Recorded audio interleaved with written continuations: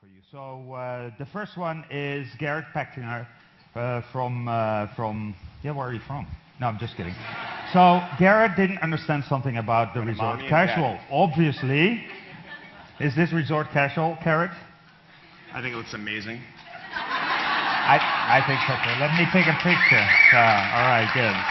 So he's a great guy, as you can see here already. Although he was the only one that sent an email to me. He's the CEO of VetGirl. He's on the internet all the time, online. You see him everywhere.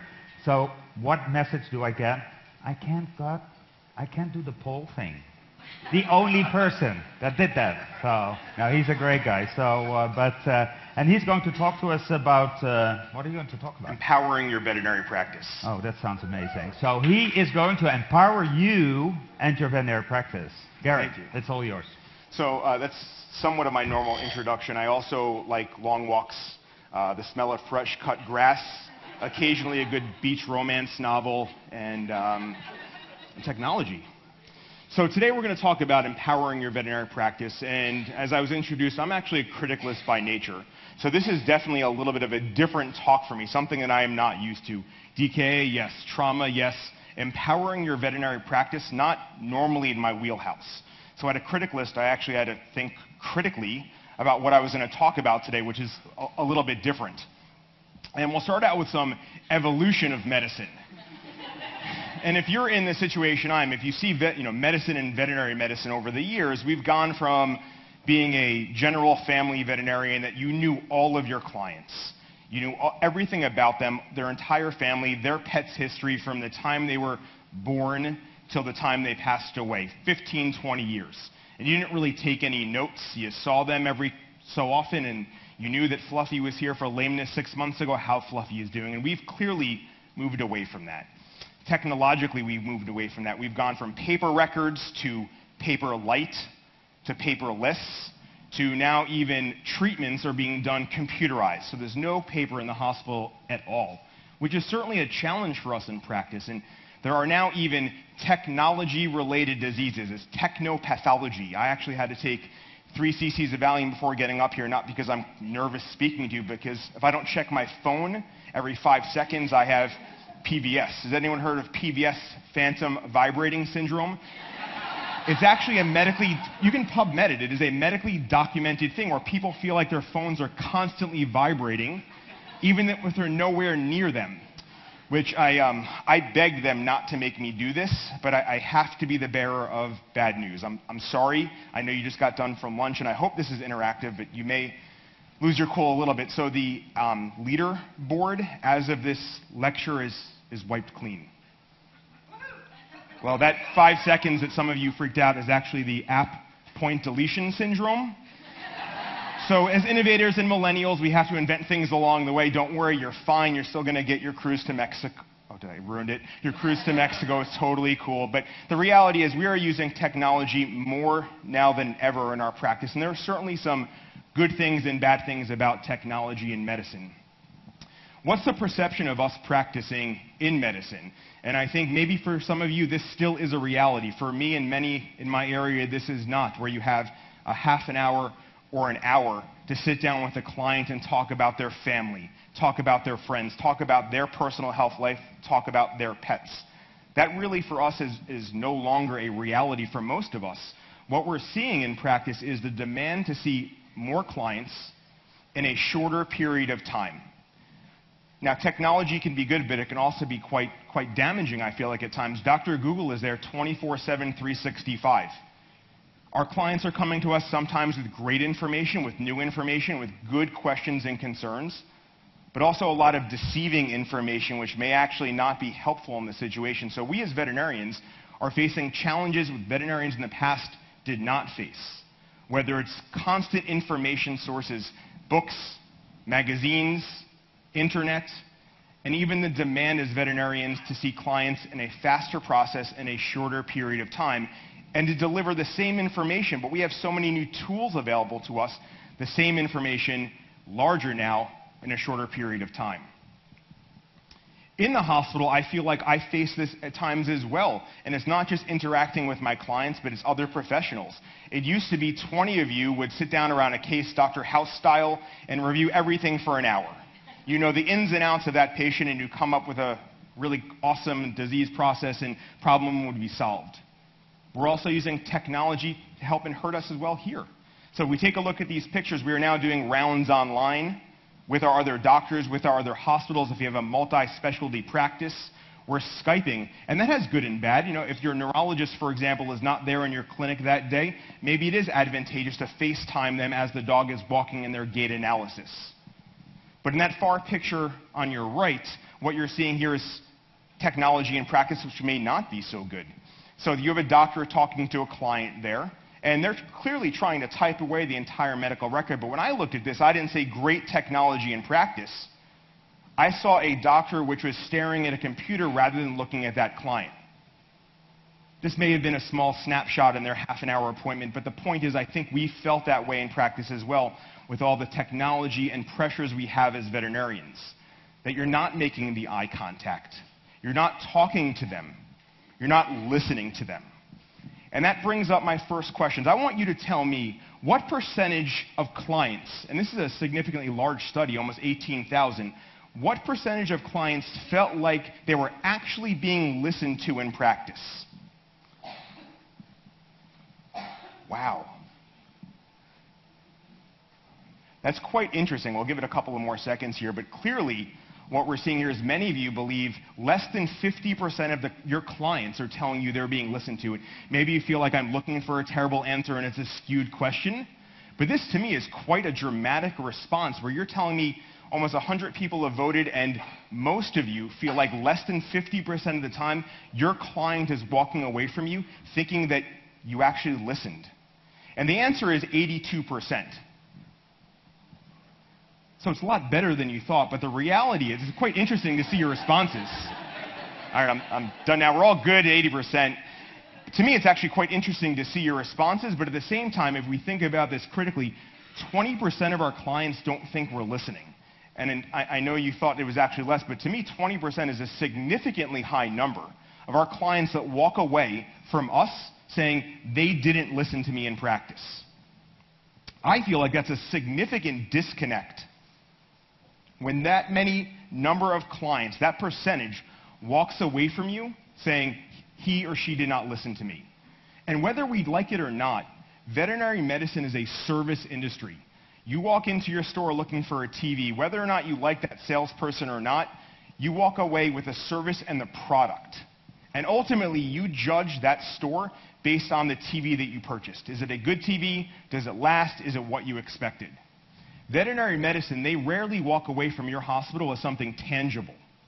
They're not getting anything but your service, your expertise, your time, your knowledge, their thoughts, their feelings. And if they walk away saying, he or she did not listen to me, if my veterinarian did not listen to my concerns, they're walking away saying, that was a terrible service I just received. And if you're not giving them that service, they will find somewhere or somebody else that will. And so we have to do a better job providing information, in listening, and in providing good service to our clients. And there's a lot we need to be listening to with our clients. Trust me, I'm a doctor doesn't work anymore. It didn't work when I was trying to get a date after becoming a veterinarian, and it doesn't work now. It's no longer that you are the only source of information out there, that they have to trust you. There's other veterinarians, there are their friends that are breeders, there are pet stores. There are so many people out there that are willing to listen that if you don't, somebody else will. And some clients, you know what, I'm sure you'd prefer they just went somewhere else. But as successful and growing millennial veterinarians, it's our job to listen and to grow and to become better. Just like in human medicine, as people get older, diseases are becoming more prevalent. Age is not a disease, but certainly as they get older, they are more likely to get disease. And I think today we've heard about some of those in our pets as well. Our pets are getting older as we advance in medicine. We are seeing more obesity, and it is increasing. We are seeing more joint disease and osteoarthritis. It is increasing. And these are things that our clients want to talk about. These pets are their family members, and they want information, they want knowledge, and they want to be heard. So it's really very important to be good listeners for them. And as we get more and more diseases, things become more complicated, and it is more challenging for us as veterinarians to explain that information to them. So what percent, looking at this slide here, of clients said, we are adequately explaining the problems to them?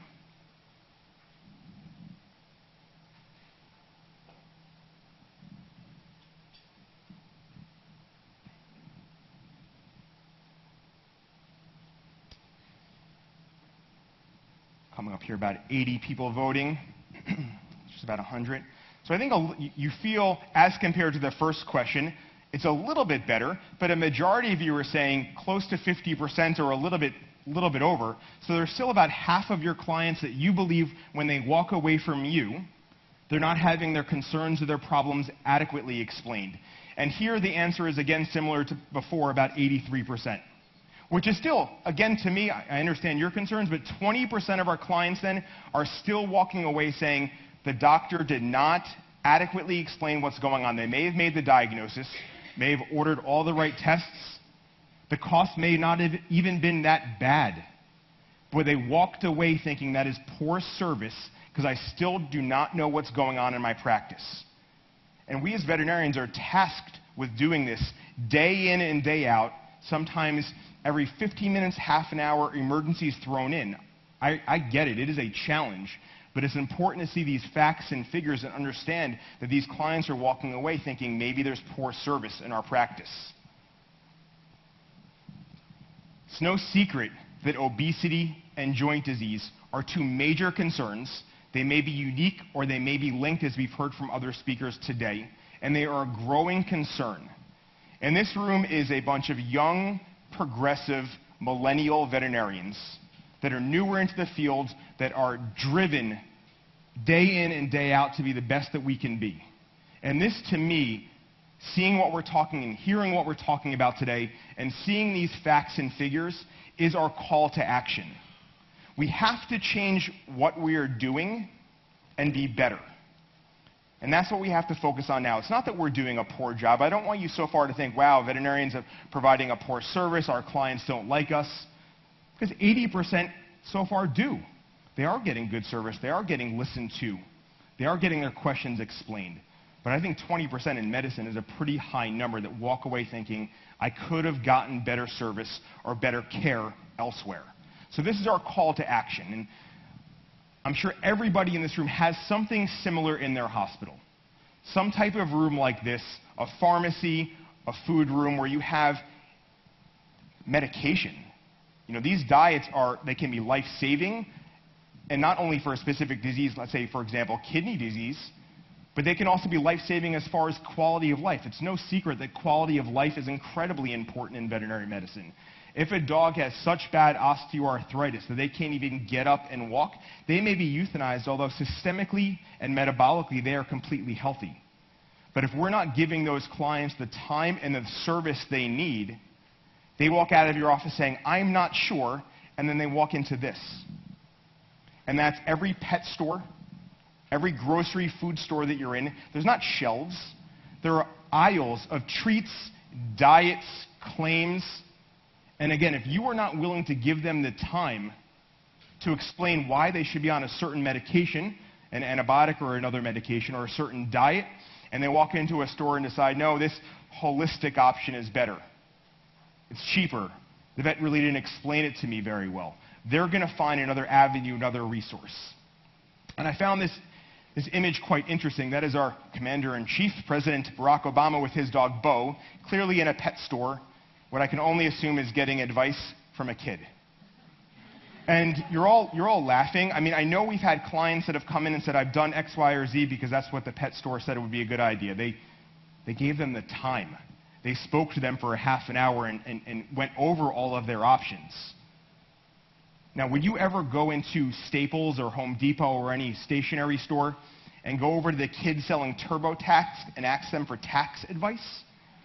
I hope not. So why is it acceptable to go into a pet store and get information from the kid behind the counter about what diet to use or what supplements to provide? It's not. But again, if they're willing to spend the time with those clients when you did not, they're going to take that information. So we all love them coming back on their 4-week recheck and hearing that they decided not to use the medication or diet that you recommended. They're on the grain-free, organic, holistic, lamb-free, chicken-free, rice-free, air-free diet. But surprisingly, the dog's not any better. You're like, well, it's because it had beef in it, so it's totally inappropriate, right? So, and you want to pull your hair out because you made the recommendations. The difference is you believe you made the recommendations. The owners didn't get it. They either don't feel you listened, you had the time for them, or provided the explanation they are looking for. And again, I don't want to paint a negative picture of what we're doing here. These are the realities that we face. So how do we change that? Let's think about this first. Before we change that, before we discuss, the average exam, and this I believe had about 250 patients or so, a little less actually, 200. What's the average, the median average time that a client got in a hospital with a vet?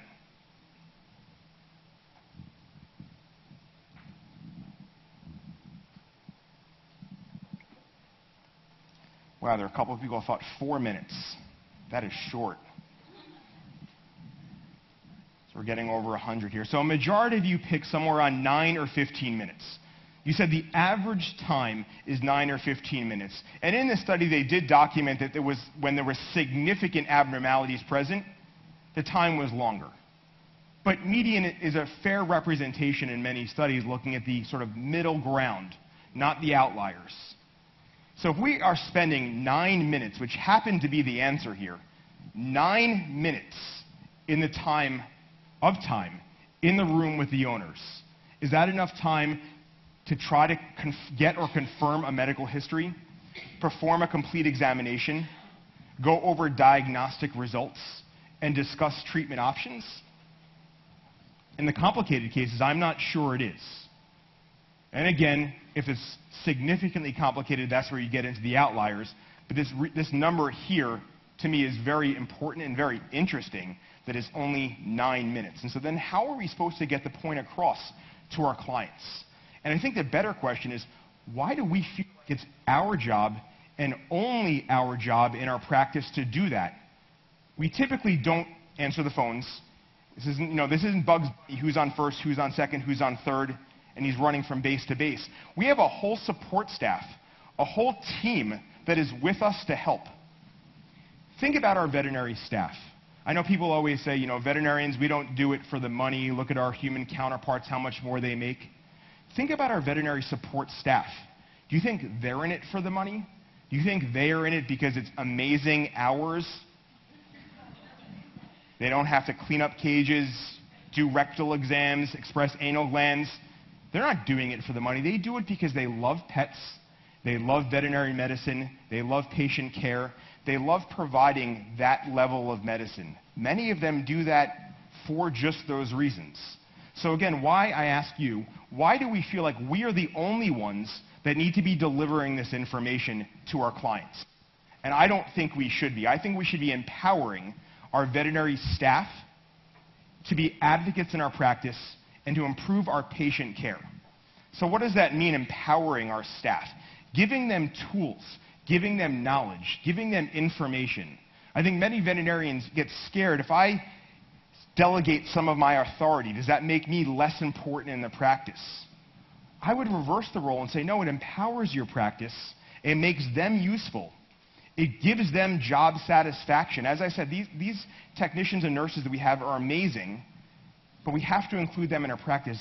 We need to empower them. We need to give them knowledge, information, and give them good career advancement. Give them something to hold on to. Make them feel important in the practice. And that comes with empowering them and giving them that information. There are so many diseases we deal with. Dental disease, joint disease, renal disease, osteoarthritis. We just showed this slide earlier. 9 minutes on average in the exam room. 9 minutes. My experience, the client doesn't walk into the exam room 9 minutes later is in their car leaving. So what are they doing for the other half an hour in your office, in your hospital with you? Who are they interacting with? Why can't it be not the job or responsibility, but the option to have your empowered staff talk to them? How's Fluffy doing? How's Fluffy doing on that diet we changed to? Do you have any questions about what the doctor recommended? Maybe they can answer the questions, or maybe they are that sort of passageway to get the answer back to the veterinarian, but at least the client, again, feels heard. They feel that they were listened to. They feel it is good service. So giving your receptionists, your technicians, whether it's in person or over the phone, I believe the client would much rather call you, call your hospital, and speak to somebody in your hospital who they feel is knowledgeable than go to the pet store. Give them that option. Give your receptionists, give your technicians the tools to speak to those owners about these conditions. And again, they may not always be able to answer the question, but certainly, again, that client feels like they were listened to. And that, to me, is providing the service that we need to provide.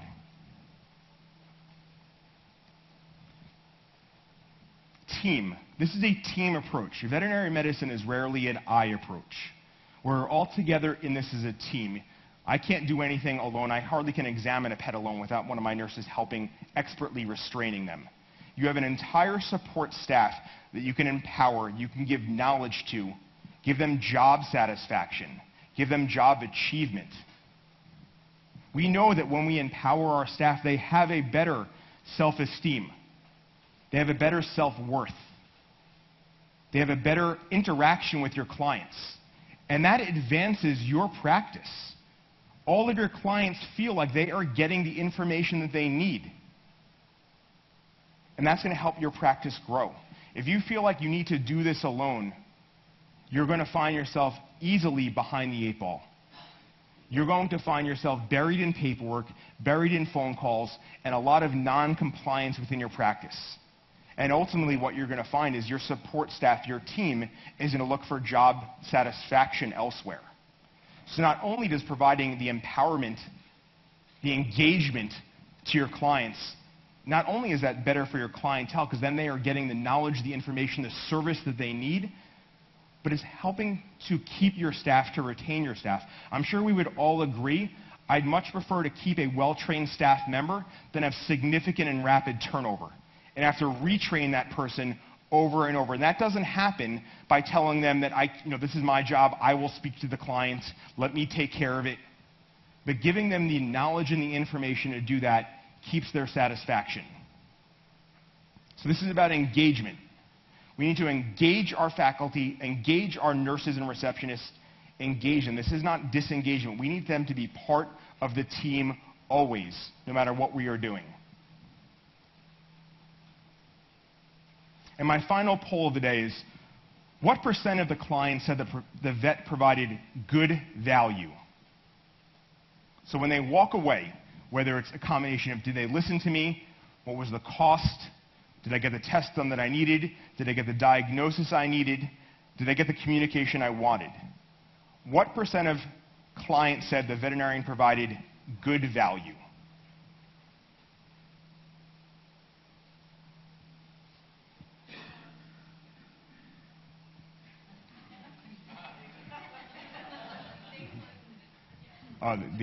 The poll is closed, I'm told. 1 vote, 71%. Well, we can do it. We can do it. A little show of hands. Take us tech savvy down a little bit. So how many of you, by show of hands, think it was 24%? 49%. Bet 10 hands up. 71%? More than one hand, okay. And 89%. So I think the majority of you said 71%. So that to me is a little bit startling, because already you're telling me, even before you get the answer, that about 30%, a third of your clients, said I walked away not getting good value. And the startling thing for me here is it actually was 49%. 49% of our clients walked away saying, I did not get the value I was looking for. And I don't have a simple answer as to why that was. I don't think it's a single answer. I think it's multifactorial. I think it's the veterinarian's time, but more than that, more than cost, I do think, again, veterinary medicine is a service industry. They have to feel listened to. They have to feel like they are important. They have to feel like they were heard. They have to feel like they had things that were explained to them. And again, very importantly, I truthfully don't believe that it's only the veterinarian's job to do this, to provide them that information. We have a whole host of support staff that can do this, whether in the hospital or whether over the phone. Again, our clients are spending about 9 minutes in the exam room. What happens with the other half an hour that they are there? Are they just sitting there with Fluffy not talking to anybody? Are they interacting with other clients which may or may not have the appropriate information? Are they actually surfing their phone, their internet, looking to see, I believe my dog has diabetes, what should I be doing? Why can't you have somebody that engages them while they're in the clinic, discusses, how's Fluffy doing? It may not even be veterinary care. How you doing, Mrs. Jones? How are things? They walk away from there feeling, I got good service.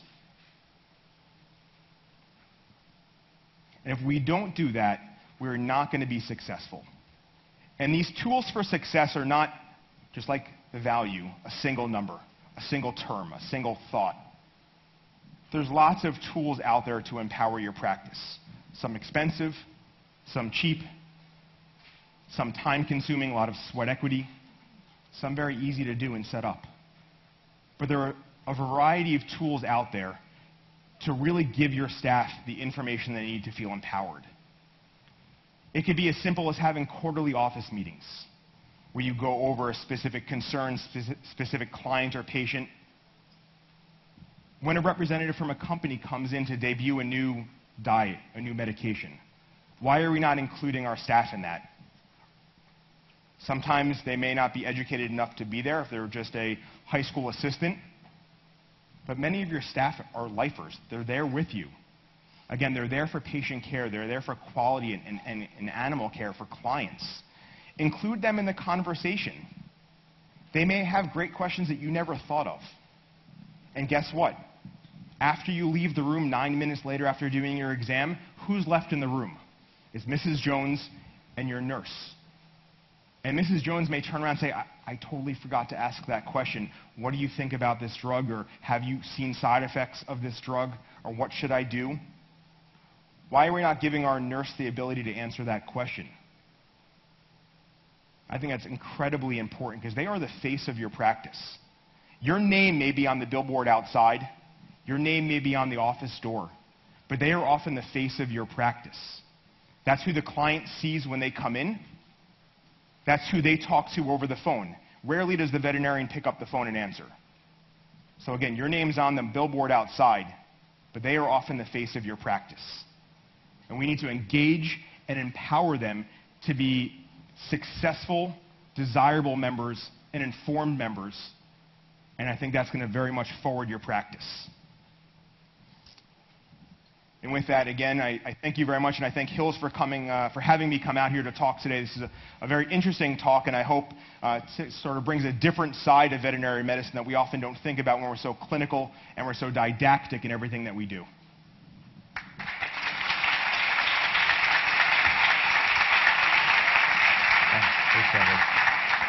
All right. As a matter of fact, the questions you need to save for the panel discussion, so I'm just moving Garrett off the stage and give him a big hand of applause. Perfect, perfect.